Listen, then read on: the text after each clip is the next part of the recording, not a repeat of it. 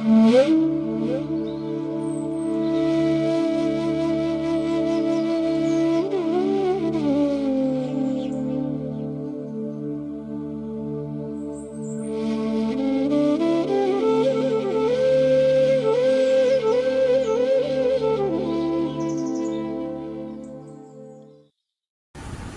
यथाग्ने दाहिका शक्ति रामकृष्णे स्थिता हिया सर्वविद्यास्वरूपां तं स्वारोदां प्रणमाम्यहम्। नमस्कार। श्री श्री ठाकुर, श्री श्री मा एवं स्वामीजी महाराजेर रातुल चरणे भुलुंठित प्रणाम जानाई। आज सत्कथाय प्रतिदिनेर मनने आमरा परम पूजनीया प्रव्राजिका श्रद्धाप्राणा माताजीर कथा स्मरण मनन करब, जिनि रामकृष्ण मठ এই বা রামকৃষ্ণ সংঘের বৃহত্তর যে ব্যাপ্তিতে শ্রী সারদা মঠ এবং রামকৃষ্ণ সারদা মিশন তার তৃতীয়া অধ্যক্ষা ছিলেন। 1918 সালে পাটনা শহরে কোজাগরি লক্ষ্মী পূজার দিন তার জন্ম। পিতা ছিলেন মথুরানাথ সিংহ পাটনার ফৌজদারি আদালতের স্বনামধন্য উকিল। ছাত্রাবস্থায় ব্রাহ্ম নেতা কেশব সেনের সঙ্গে তার একটা আকর্ষণ জন্মায় এবং ব্রাহ্ম সমাজে যাতায়াত শুরু করেন। একদিন বাগবাজারের পথে শ্রীরামকৃষ্ণকে দেখে ছুটে গিয়ে তার পাদস্পর্শ করেছিলেন। মেয়ের ধারণা ছিল বাবা ব্রাহ্ম বাবা পন্ন, তাই জিজ্ঞাসা করেছিলেন যে আপনি দৌড়ে গিয়ে ঠাকুরকে পেন্নাম করলেন কেন? উত্তর এসেছিল ইররেজিস্টেবল ডিজায়ার, কে যেন আমাকে ধরে পাঠিয়ে দিল। দ্বিতীয় দিন গেলেন না? না। কেন? Keshab Sen dazzled our eyes. অর্থাৎ তখন যুব সমাজের ওপর কেশব সেনের তো একটা অপরিসীম প্রভাব ছিল। তার আগেও একবার ঠাকুরকে দেখার তার সৌভাগ্য হয় এবং এই বাবার যে বৈশিষ্ট্য, বাবার যে ধারণা, ব্যক্তিত্ব, সেটি শ্রদ্ধাপ্রাণা মাতাজি অর্জন করেছিলেন। লক্ষ্মীদির মাও ছিলেন আশ্চর্য ব্যক্তিত্বময়ী। সংসারের উপার্জন বন্ধ হলেও তিনি দিনের পর দিন লৌকিকতা বজায় রেখে কর্তব্য পালন করতেন। মা সুশীলা দেবী তিনি বলতেন যে সৎ গৃহস্থ, ভালো গৃহস্থ, তার বাড়িতে অতিথি আসে। তোমাদের ভাগ্য ভালো যে তোমাদের বাড়িতে কিছু লোক আসে। এমনকি লক্ষ্মী দিদি যখন MA পরীক্ষার জন্য ব্যস্ত পড়ায়, তখনও তাকে অতিথি সেবায় তৎপর করার জন্য বলেছিলেন যে আমি জানতে চাই এ বাড়িতে অতিথি এলে এক কাপ চা পাবে কি না। অর্থাৎ নিজের মেয়ের পরীক্ষার পড়াশোনার চেয়েও তার কাছে অতিথির সৎকার ছিল গুরুত্বপূর্ণ। একসময় ব্যাংক ফেল করায় মায়ের সমস্ত গয়নাগাটি চলে যায়, কিন্তু তিনি ছিলেন নির্বিকার। কেউ সহানুভূতি দেখাতে এলে মা বলতেন যিনি দিয়েছিলেন তিনিই নিয়েছেন। পরবর্তীকালে চাকরি পাওয়ার পর থেকেই মায়ের জন্য লক্ষ্মী দিদি নিয়মিত টাকা পাঠাতেন। বাবা মায়ের চরিত্রের এই গভীরতা, মর্যাদাবোধ, আভিজাত্য প্রভৃতি সদ্গুণগুলো তাঁদের এই কনিষ্ঠা কন্যার চরণে বা চরিত্রে পূর্ণভাবে বিকশিত হয়েছিল। পরবর্তীকালে তিনি রামকৃষ্ণ সংঘে সান্নিধ্যে এসেছিলেন পরম পূজ্যপাদ স্বামী বিরজানন্দজি মহারাজের, স্বামী অচলানন্দজি মহারাজের, স্বামী ওঙ্কারানন্দজি মহারাজের এবং স্বামী বিরজানন্দজি মহারাজের কাছ থেকে তিনি কৃপা অর্থাৎ মন্ত্র কৃপা লাভ করেছিলেন। শৈশবকালের পূত সাধুসঙ্গ লক্ষ্মী দিদির জীবনে দৃঢ় একটা ভিত্তি রচনা করেছিল এবং পরবর্তীকালে পরম পূজনীয়া শ্রদ্ধাপ্রাণা মাতাজি তিনি বলেছিলেন বা লিখেছিলেন, একটা শিশুসুলভ বিশ্বাস আমি আজও পোষণ করি। বড় হয়ে বুঝেছি যেসব মুক্ত আত্মা শ্রীরামকৃষ্ণে লীন হয়ে গেছেন, পূজ্যপাদ জ্ঞানেশ্বরানন্দ মহারাজ তাঁদেরই অন্যতম। কিন্তু কি জানি কেন আজও মনে হয় আমার এই শরীর চলে গেলে আবার তাঁর সঙ্গে সেইভাবেই আমার দেখা হবে যেভাবে শৈশবে ছোট স্বামীজিকে আমি পেয়েছিলাম। 1941 সালের নভেম্বর মাসে পাটনা আশ্রমে তিনি দীক্ষা লাভ করেন স্বামীজির আদরের কালীকৃষ্ণ মহারাজ তথা শ্রীমৎ স্বামী বিরজানন্দজি মহারাজের কাছ থেকে। বিরজানন্দজি তাকে নাম দিয়েছিলেন শান্তা। 1942 সালের জুন মাসে স্বামী বিরজানন্দজি লিখেছিলেন, স্বামীজি সিস্টার নিবেদিতার সঙ্গে কথোপকথনে নানা জায়গায় মেয়েদের প্রবলেমসের খুব বিশদভাবে ডিল করেছেন। সেগুলো বেছে বেছে পড়ো। সিস্টার নিবেদিতার লেখাতেও সেসব জায়গায় মেয়েদের সমস্যার আলোচনা আছে, সেগুলিও জানবে স্বামীজির দেওয়া ভাব। পরবর্তীকালে তিনি উৎসাহিত হয়েছিলেন এবং রামকৃষ্ণ সংঘে অর্থাৎ সারদা মঠে তিনি যোগদান করেছিলেন। 1959 পয়লা জানুয়ারি সংঘাধ্যক্ষ শ্রীমৎ স্বামী শঙ্করানন্দজি মহারাজের কাছে বেলুড় মঠের ঠাকুর ঘরে প্রব্রাজিকা ভারতীপ্রাণা মাতাজি সহ 7 জন ব্রহ্মচারিণী সন্ন্যাস লাভ করেছিলেন। তাদের মধ্যে লক্ষ্মীদিদি ছিলেন, যার নাম হয়েছিল প্রব্রাজিকা শ্রদ্ধাপ্রাণা মাতাজি। তিনি পরবর্তীকালে এই সারদা মঠের এবং রামকৃষ্ণ সারদা সংঘের তৃতীয় সংঘাধ্যক্ষা হয়েছিলেন এবং সারদা মঠ গড়ে তোলার জন্য যে 8 জন অগ্রগণ্যা মাতাজিদের কথা চিরকাল কালের ইতিহাসে স্মরণ করা হয় বা স্মরণ করা হবে, তাদের মধ্যে শ্রদ্ধাপ্রাণা মাতাজির নাম উল্লেখযোগ্য। ভগিনী নিবেদিতার জীবন আদর্শ তাকে চিরকাল উদ্বুদ্ধ করেছিল। তাই পূজনীয়া মাতাজির গভীর আগ্রহ ছিল নিবেদিতাকে নিয়ে লেখালেখি এবং অধ্যাপক শঙ্করী প্রসাদ বসুর সংকলিত লেটার্স অফ সিস্টার নিবেদিতা বইয়ের নির্বাচিত কয়েকটি চিঠির অনুবাদও তিনি করেছিলেন, যেটির নাম পরবর্তীকালে হয়েছে গ্রন্থ আকারে অসামান্য পত্র লেখিকা নিবেদিতা। ভক্ত সেবা যে সংঘ সেবারই অঙ্গ, সেটি মোক্ষপ্রাণা মাতাজি, মুক্তিপ্রাণা মাতাজি এবং শ্রদ্ধাপ্রাণা মাতাজির ভক্তদের প্রতি আকর্ষণই বোঝা যেত। কত রকম ভক্ত মাতাজির কাছে আসতেন, তিনি ধৈর্য ধরে সকলের কথা শুনতেন, কাউকে নিরাশ করতেন না। জনৈক এক ভক্ত তার অভিজ্ঞতার কথা জানিয়ে বলছেন, সেদিন বিশ্বকর্মা পূজা, মা বসে আছেন তার চেয়ারটিতে। প্রণাম করে জিজ্ঞাসা করলুম, যদি শরণাগত হওয়া যায় তবে কি আলাদা করে কোনো বিষয়ের জন্য চাওয়া দরকার? মাতাজি বললেন, রাঁধুনিকে যদি বলো আমাকে ভালো করে খেতে দাও, তখন কি বলবে পেঁয়াজটা বাটা, রসুন বাটা এতটা দাও বা দিও না? তখন তার ওপরই রান্নার দায়িত্ব দেবে। সে চেষ্টা করবে রান্নাকে সুস্বাদু করতে। তাকে বিশ্বাস করতে হয়। বিশ্বাস করে প্রার্থনা করলে মা প্রার্থনা শোনেন। নিজের নাম নিয়ে তিনি রসিকতা কম করতেন না। ইংরেজিতে শ্রদ্ধা এবং শ্রাদ্ধ বানানের কোনো তফাৎ না থাকায় কোনো সভায় তাকে শ্রাদ্ধপ্রাণা বলে ঘোষণা করা হতো। ফিরে এসে কৃত্রিম ক্রোধে বলে উঠতেন, নিজেরা মুক্তি, মোক্ষ, ভক্তি, দয়া নিয়ে আমার বেলায় শ্রাদ্ধ। এবং কেউ কেউ হয়তো যখন তাকে জিজ্ঞেস করেছেন আপনারা কি ত্যাগ করেছেন, সঙ্গে সঙ্গে তিনি বলতেন ফ্রিডম অ্যান্ড ফিউচার। সঙ্গ ছিল তাঁর প্রাণ।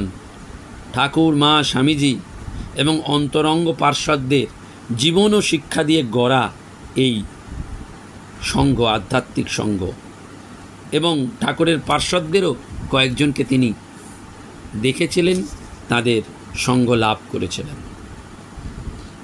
2008 সালের 30শে নভেম্বর মিশনের সাধারণ বার্ষিক সভায় তিনি উপস্থিত থাকতে পারেননি, কিন্তু বিছানায় শুয়ে শুয়েও তিনি যে কথাগুলি বলেছিলেন তাতে তিনি বলেছিলেন, আজকাল তো যুগটা হচ্ছে ছাপানোর যুগ, বক্তৃতার যুগ, কিন্তু স্বামীজি আমাদের কাছে একটা নতুন মেসেজ দিয়েছিলেন। তার আগে ঠাকুর তার ইঙ্গিত দিয়েছেন যে কোনো মেসেজ দিতে গেলে সঙ্গে সঙ্গে জীবনটাও দিতে হয়। জীবনের আসল সুর ছাড়া ওই বক্তৃতার কোনো অর্থ থাকে না। পরবর্তীকালে 18ই নভেম্বর তিনি একটু সুস্থ বোধ করলে তাকে যখন চেয়ারে বসানো হয় তখনও তিনি বলেছিলেন, তোমরা ঠাকুর, মা, স্বামীজি এবং সংঘের নামে জোরে জোরে জয় দাও। বলেছিলেন, সাধু হয়েছ তাদের নামে জয় দেওয়ার জন্যে সব সময় প্রস্তুত থাকবে। খুব ত্যাগ চাই, খুব বৈরাগ্য চাই। কখনো কখনো চিঠিতে বলেছেন যে একটা উচ্চ আদর্শকে নিতে গেলে স্যাক্রিফাইস করতেই হয়, ভগবানের ওপর সব ছেড়ে দিতে হয়। বলছেন বড় বড় ঝড় বিপদ সব আসবে, তোকে নিজের দৃঢ় ইচ্ছাশক্তি এবং আদর্শে অটল অনুরাগের বলে সব সামলাতে হবে। এই সমস্ত চিঠির কথা রয়েছে, যেখানে বিরজানন্দজি লক্ষ্মী দিদিকে এই চিঠিগুলি জানিয়েছেন। 3রা ফেব্রুয়ারি 2008 সাল ছিল ভীষ্মাষ্টমী তিথি। দুপুর 1:15 অমৃত যোগে তিনি অমৃত লোকে প্রয়াণ করেন। একটু সংশোধন করে নিচ্ছি, 2009 সালের তাঁর শরীর যায়। একদিন লক্ষ্মী দিদি স্কুল থেকে এসে, অর্থাৎ নিবেদিতা স্কুল থেকে এসে ভারতী প্রাণা মাতাজিকে বলেছিলেন, মা দেখুন গঙ্গার পার ভেঙে যাচ্ছে, বাঁধাতে হবে, অনেক টাকা জোগাড় করতে হবে, আপনারা মাকে বলুন যেন টাকা আসে। মা খুব গম্ভীর হয়ে বললেন, দেখো মার কাছে যদি টাকা চাও তো টাকাই পাবে, আর কিছু পাবে না। শুনে লক্ষ্মী দিদি সঙ্গে সঙ্গে বললেন, আমাদের টাকার দরকার নেই, আপনি আপনার মাকে বলুন তিনি যেন মা গঙ্গাকে সামলে রাখেন। জনৈক এক ভক্তের কাছে মাতাজি ইচ্ছা প্রকাশ করেছিলেন, তোমাদের বাড়ি যাব। সারদা মঠ থেকে তিনি বকুলি খেলেন, কিন্তু নিজেই সব ব্যবস্থা করে তারপর বললেন, আমি দোতলায় উঠব না, একতলার ঘরে গিয়েই বসব। সেদিন ছিল ভূতেশানন্দজি মহারাজের জন্মদিন। ঠিক হয়েছিল 8 ঘন্টা থাকবেন, কিন্তু 2 ঘন্টা অনর্গল ধর্মপ্রসঙ্গ করলেন, যেখানে মূল বিষয়বস্তুতে তিনি তুলে ধরেছিলেন, প্রথম, ত্যাগ ছাড়া যেমন যোগ হয় না তেমন ভোগও হয় না। যে ত্যাগে আনন্দ দেয় না সে ত্যাগ ত্যাগই নয়। 2, দুর্লভ মনুষ্য জন্ম পেয়ে তাকে পাওয়ার চেষ্টা করো, যাকে পেলে সব কিছুই পাওয়া যায়। 3, সাধন চাই, ঐকান্তিক কঠোর সাধন। 4, পুরুষকার এবং ভগবত কৃপার কি করে সামঞ্জস্য হতে পারে? পুরুষকারও পরমেশ্বরের দান, তাঁর কৃপা। আর শেষ, মেলা উপদেশ পড়বার বা শোনবার দরকার হয় না, একটা উপদেশও যদি নিজের জীবনে প্রতিফলিত করতে পারো তো তুমি ধন্য হবে। কেউ যদি কোনো দুর্বলতার কথা মাতাজির কাছে প্রকাশ করত, সঙ্গে সঙ্গে তিনি বলতেন, তুমি চিন্তা করো না, ওটা আমারও হয়, ঠাকুরকে ডাকো, সব ঠিক হয়ে যাবে। এক ভক্ত বলছেন, মাতাজি আমার 44 বছর বয়স হয়ে গেছে, কিছুই তো হলো না। মাতাজি সঙ্গে সঙ্গে উত্তর দিচ্ছেন, 44 তো বিগিনিং, এখনই তো সব হবে। আবার এক বয়স্ক ভক্ত বলছেন, অনেক বয়স হলো আর বাঁচতে ইচ্ছা করে না। মাতাজি বলছেন, আমরা বাঁচব শুধু ভগবানের নাম করার জন্য। খুব পজিটিভ অ্যাটিটিউডের ছিলেন শ্রদ্ধাপ্রাণা মাতাজি। বাড়িতে কাজের লোকের খুব অভাব, কোনো ভক্ত মা চিন্তিত, মাতাজি বলছেন, তুমি ঠাকুরকে জানাও। তখন সেই ভক্ত মা বলছেন, ঠাকুরকে কাজের লোকের কথা বলবো? মাতাজি সঙ্গে সঙ্গে উত্তর দিচ্ছেন, ঠাকুরকে জানাবে না তো কাকে জানাবে? ঠাকুর ছাড়া আমাদের কে আছে?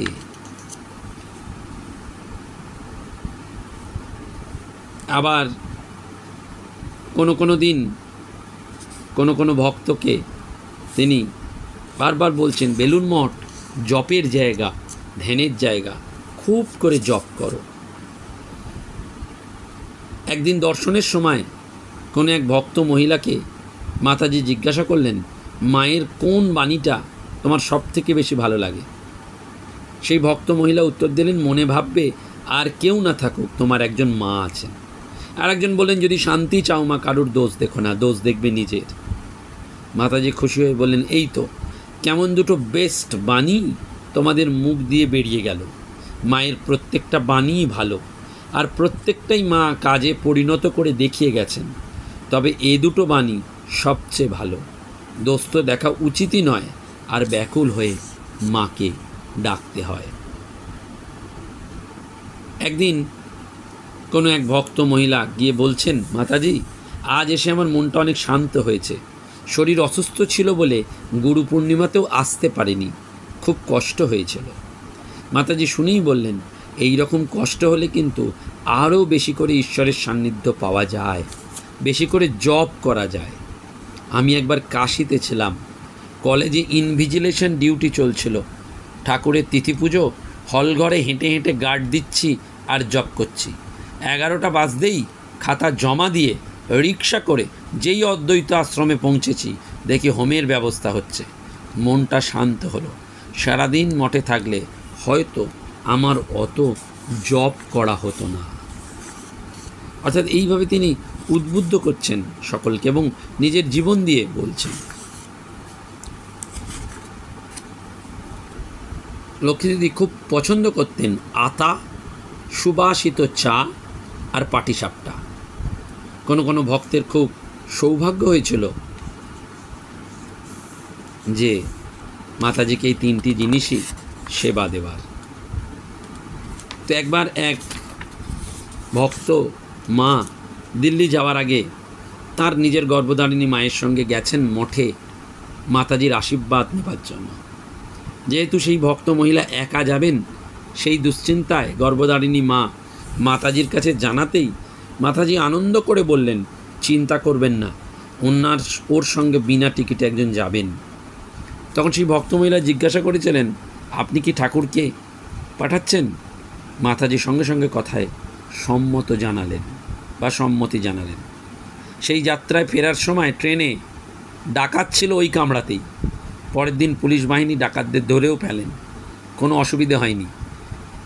পরে যখন মাতাজি এই ঘটনা শুনলেন তখন বলেছিলেন, মায়ের কৃপায় আমার মেয়েরা সারা ভারতবর্ষকে তেলোভেলোর মাঠ বানাবে।